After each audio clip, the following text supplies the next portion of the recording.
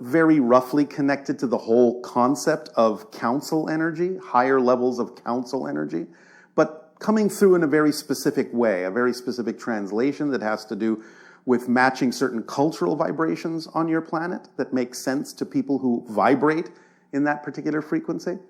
So it's a part of the collective consciousness, archetypal representation or manifestation in your reality of other dimensional consciousness expressing itself through your collective consciousness in that archetypal way. Does that make sense?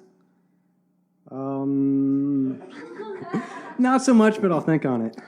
All right, well, simply put, there are different kinds of interdimensional groupings of consciousness that in order to communicate something to you in your reality have to kind of come through the way in which you understand things.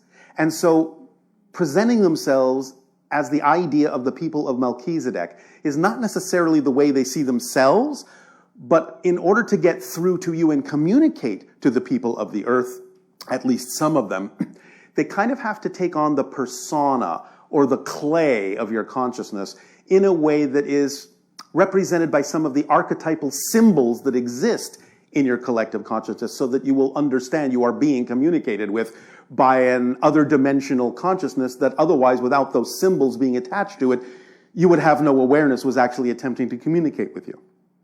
Did that make more sense?